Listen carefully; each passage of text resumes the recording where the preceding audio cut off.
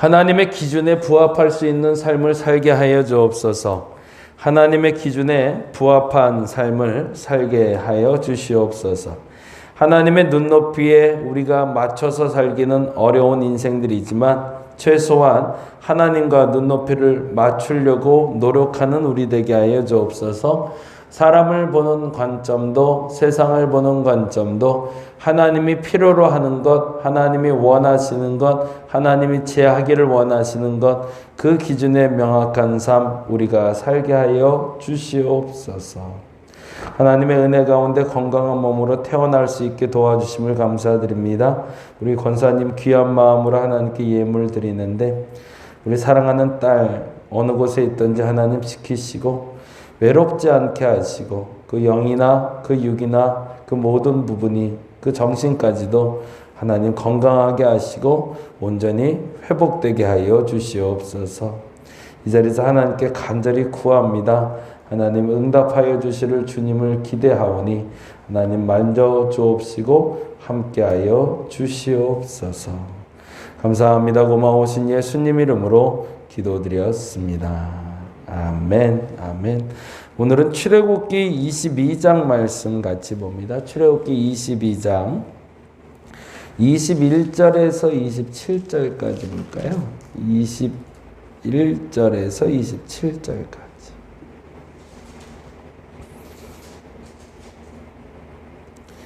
출애굽기 22장 21절에서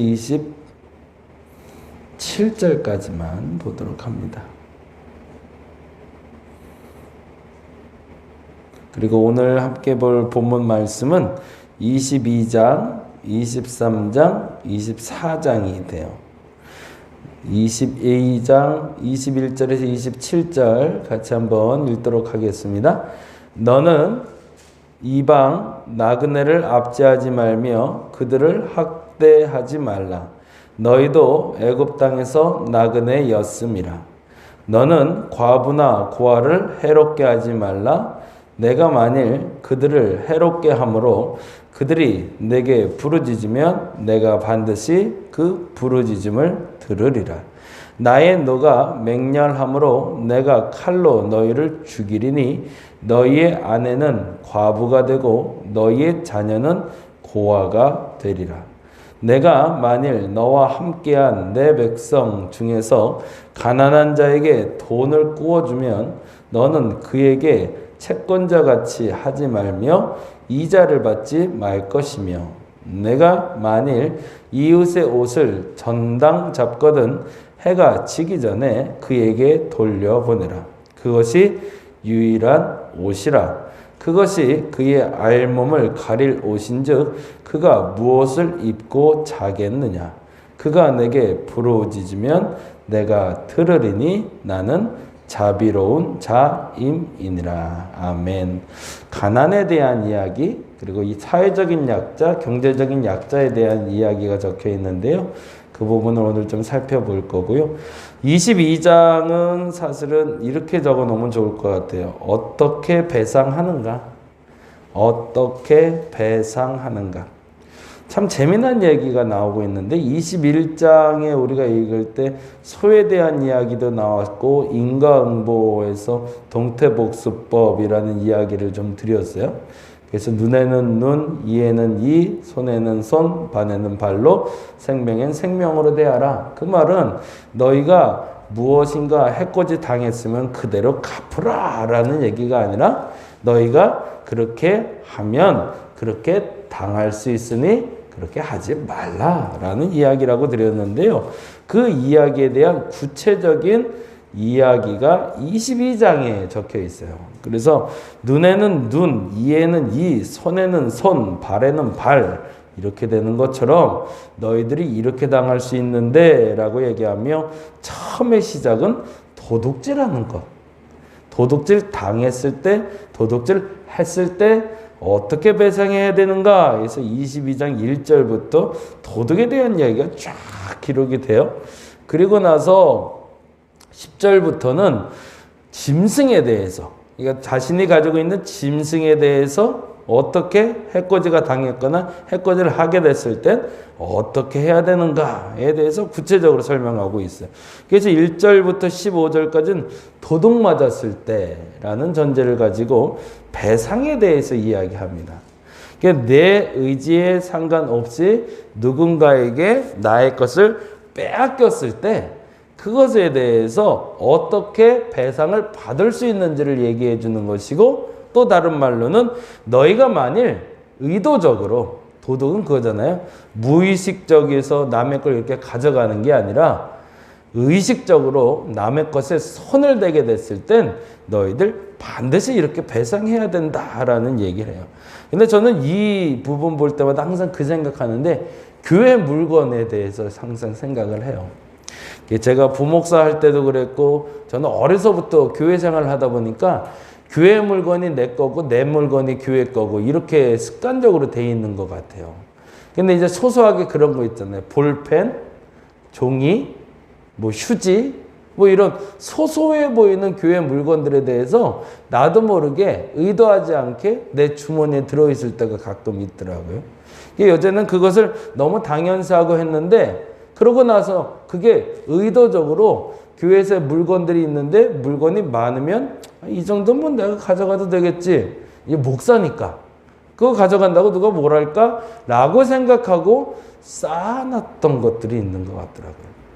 근데 교회 내에서도 마찬가지지만 일상적으로 가정 내에서도 내 것과 네 것을 사실은 구별해서 쓰는 문화가 우리는 익숙하지 않기 때문에 남의 물건에 손을 대는 경우들이 있는데, 이스라엘 백성들은 이 부분에 대해서 명확하게 했다는 거죠.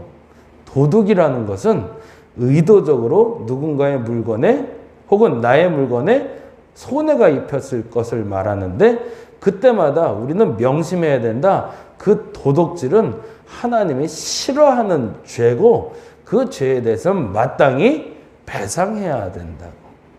그래서 교회에서나 가정에서나 누군가를 만나서 이문 없이 지내면서 그 사람의 물건에 손을 댔을 땐 의도적으로라도 거기에 대해서 갚을 수 있는 마음이 있어야 되는데, 심지어 여기서는 5배까지도 이야기를 하고 있습니다. 그리고 16절부터는 도덕적인 문제를 건드리면서 역시 동일하게 배상에 대한 이야기를 하고 있어요.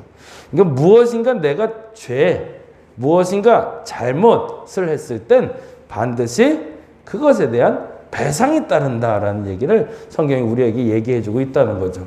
근데 어느 날부터 우리는 그 은혜라는 말 때문에 이 배상을 자꾸 놓쳐버리고 말아요. 그래서 그냥 적당히 하면 되지 뭐 그것까지 뭘 갚어? 라고 얘기하면서 손대지 않는 것들, 그것이 오히려 거룩한 것인데 적당히 손대놓고도 그거를 망각하고 살아가는 우리를 만나게 된다는 거죠.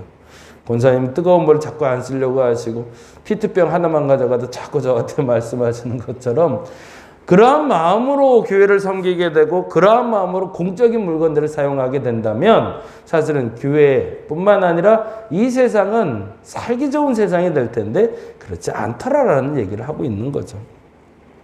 23장에서는 이렇게 질문을 하면 좋을 것 같아요.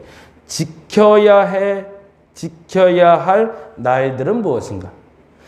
사실은 22장은 어떻게 배상하는가를 얘기했다면, 물건에 대한 배상 얘기라면 23장엔 지켜야 할 날들은 무엇인가 라고 질문하고 좀 이야기를 나누면 좋겠어요. 1절에서 9절까지는 사실은 앞서 지금 설명할 가난한 사람들에 대한 이야기를 계속 좀 하고 있어요. 그래서 그건 조금 이따 이제 살펴볼 거고요. 23장 10절부터 시작해서 지켜야 될 시간들에 대해서 이야기합니다. 안식년, 안식일, 그리고 3가지 절기, 그래서 무교절, 77절 등등의 단어들이 우리에게 익숙하진 않지만 그 절기에 대한 이야기를 나오고 있는데, 참으로 재미난 건 어찌됐든 이 날들을 지켜내는 것이 우리에게 있어서 왜 중요한지를 설명하고 있는 게 바로 23장 이야기라는 거고요. 그리고 24장에는 이렇게 질문하면 좋을 것 같아요. 신의 산에서 생긴 일은 무엇인가? 신의 산에서 생긴 일은 무엇인가? 22장은 어떻게 배상하는가? 23장은 지켜야 될 날들은 무엇인가? 24장은 시내사에서는 무슨 일이 있었는가? 라고 적어 놓으시고 한번 찾아보시면 좋을 것 같습니다. 그래서 그렇게 세 가지를 가지고 이야기를 나누면 좋겠고, 24장에는 시내산에 올라온 상징적인 모습이 사실은 교회의 시작이 됩니다. 그래서 24장을 보실 때 교회는 어떠해야 되는가라는 질문도 같이 던지시면 훨씬 더 유익하게 읽으실 수 있을 것 같습니다. 오늘은 22장 21절에서 27절의 이야기를 좀 나누려고 하는데, 21절에 등장하는 단어가 있어요. 21절, 22절에 이렇게 되어 있네요. 22장 21절 볼까요? 너는 이방 나그네를 압제하지 말며 그들을 학대하지 말라. 너희도 애굽 땅에서 나그네였음이라 라고 되어 있잖아요. 그러면서 나그네에다가 동그라미를 좀 해놓죠. 첫 번째, 하나님이 상대해야 될 사람들 중에 첫 번째는 나그네. 다른 데에서는 객이라고 되어 있죠. 그리고 또 하나 22절에 이렇게 나옵니다. 너는 과부와 고아를 해롭게 하지 말라. 거기서 과부와 고아도 역시 줄을 좀 쳐놓죠. 동그라미를 해놓던가. 그래서 고아, 과부, 나그네, 이 세 가지 단어는 사실은 하나님이 말씀하시는 공통적인 특징은요, 첫째는 사회적인 약자의 경제적인 약자라는 명칭이 됩니다. 이게 고아는 아버지가 없는, 과부는 남편이 없는, 나그네는 갈 곳이 없는, 이렇게 되는 거죠. 나그네는 갈 곳이 없기 때문에 돌봐야 되는 사람이고, 과부는 남편이 없기 때문에 돌봐야 되는 사람이고, 고아는 아버지가 없기 때문에 돌봐야 되는 사람이다 라고 이야기하면서 사회적 약자이며 경제적인 약자인 사람들에게 어떻게 행해야 되는가, 그 얘기에 대해서 역시 동일하게 배상이라는 단어로 이야기합니다. 그러면 이렇게 읽으면 좋겠죠. 21절, 22절에 너는 이방 나그네를, 이방 나그네라고 읽기보다 아까 말한 대로 사회적 약자들을 이렇게 읽으면 훨씬 좋겠죠. 그리고 경제적인 약자들을 이렇게 읽어야 되겠죠. 그러니까 너는 사회적인 약자와 경제적인 약자들을 압제하지 말며 그들을 학대하지 말라. 너희도 애굽 땅에서 사회적 약자였고 경제적 약자였다. 이렇게. 그리고 나서 22절에 너는 사회적 약자와 경제적 약자를 해롭게 하지 말라. 그리고 나서 23절에 비로소 해야 될 얘기가 나옵니다. 23절에 보니 내가 만일 그들을, 사회적 약자와 경제적인 약자들을 해롭게 함으로 그들이 내게 뭐 한다고 되어 있죠? 부르짖으면 내가 반드시 그 부르짖음을 듣는데요. 만일에 너로 말미암아 너의 주변에 사회적으로 약한 사람이, 경제적으로 약한 사람이 고통받고 있는 모습을 내가 보기만 하면 내가 너희를 가만두지 않겠다는 거죠. 근데 이 엄중한 이야기에 대해서 교회가 망각하고 있는 거죠. 교회는 눈을 돌릴 때 사회적인 강자와 경제적 강자를 찾아다니는 것이 아니라 우리가 끊임없이 바라보고 우리로 말미암아 그 누군가가 손해를 보거나 어려움을 겪게 되었을 때 그 사람이 만일에 사회적 약자이며 경제적 약자면 하나님은 반드시 그에 대한 대가를 누구에게? 나에게 치르게 하실 거라는 겁니다. 그리고 무서운 얘기까지 하세요. 24절에 보니 나의 노가 맹렬함으로 내가 칼로 너희를 죽여버리겠대요. 야, 이 말은 정말 무서운 얘기인 거죠. 만일에 정말, 그러니까 내가 고아나 과부 콕 찍어서 그들을 이렇게 하는 게 아니라 사회적으로 약한 사람들이나 경제적으로 약한 사람들이 너희로 말미암아 고통받는 것을 내가 듣게 되면 내가 반드시 너희에게 책임지고 이렇게 할 건데 너희의 아내는 과부가 되고 너희 자녀는 고아가 될 거래요. 그건 뭐죠? 너희도 동일하게 사회적인 약자가 되고 경제적인 약자가 되게 만들어 버릴 거라는 거죠. 그러면 실질적으로 우리의 삶 속에서 내가 어느 공동체에 있다가 갑자기 사회적으로 약자가 됐거나 경제적인 약자가 됐을 땐 하나님 왜 이렇게 나를 괴롭히세요? 라고 말할 게 아니라 되돌아봐야 되는 거죠. 왜 내가 경제적으로 궁핍해졌을까? 왜 사회적으로 이렇게 왕따가 되고 소외가 될까? 이유는 다른 데 있는 것이 아니라 내가 지금 하나님 앞에 벌 받고 있는 건데 어떤 벌이라면 하나님이 바라봤을 때 내가 돌봐야 될 사회적 약자와 경제적 약자를 돌보지 않았던 기억들을 찾아볼 수 있을 거라고 얘기하시는 거죠. 그리고 만일에 그것을 회복하게 되면 너희의 경제적인 위치도 사회적인 위치도 하나님이 회복시킬 것이다. 그 얘기가 사실은 21절, 22절, 23절까지의 이야기가 됩니다. 그리고 나서 이렇게 얘기하세요. 27절에 보니 이렇게 기록되어 있네요. 그것이 유일한 옷이다. 이건 이제 가난한 자의 옷을 빼었을 때 얘기인데, 그러고 나서 이렇게 얘기하십니다. 그것이 그의 알몸을 가릴 옷인즉 그가 무엇을 입고 자겠느냐? 그가 내게 부르짖으면 내가 들으리니. 또 똑같이 얘기하시죠. 그의 외로움이, 그의 고통이 내게 들려오면 나는 반드시 응답해 줄 거래요. 왜요? 이유는 사실은 누군가를 해코지하고 누군가를 괴롭히는 자를 심판하는 것이 목적이 아니라 나는 자비로운 자이기 때문에, 하나님의 자비 때문에 이러는 거지 너희를 통제하거나 제재하기 위한 목적은 아니다라는 거죠. 근데 이 얘기를 하면서 아까 말씀드린 대로 23장을 같이 봐야 되는 이유가 여기 있어요. 23장 3절까지만 읽고 같이 봐야 될 것 같습니다. 23장 3절, 6절 두 개 같이 봅니다. 3절 읽어봅니다. 가난한 자의 송사라고 해서 편벽대의라고 되어 있죠. 편벽대의가 뭐죠? 한쪽으로 치우쳐 있는 걸 얘기하는 거죠. 가난한 자의 송사라고 해서 편벽대의 두둔하지 말지니라. 그 말을 좀 더 쉽게 6절엔 이렇게 설명하고 있습니다. 6절에 너는 가난한 자의 송사라고 정의를 굳게 하지 말래요. 편벽대의 두둔하는 것이 정의를 굳게 하는 거라고 얘기하죠. 그렇다고 해서 가난한 자가 법의 잣대를 벗어나서 보호받는 건 아니다라는 거죠. 법 테두리 안에서 보호받는 거지 법을 벗어나서 쟤는 가난하니까 사회적인 약자니까 경제적인 약자니까 저 정도는 괜찮아 라고 말하지 말라. 법은 법일 뿐이다. 거기를 넘어서는 범주로 착각하지 말라라고 얘기하는 거죠. 오늘은 그렇게 기도하고 주변에 찾아봤으면 좋겠어요. 사회적 약자가 있는가? 내 주변에 경제적인 약자가 있는가? 만일에 그들이 보인다면 그들에게 한 번이라도 더 다가갈 수 있는 내가 되게 해달라고. 근데 만일에 내가 경제적인 궁핍과 사회적으로 왕따를 당하거나 소외되는 일을 경험하고 있다면 과거를 되돌아보자는 거죠.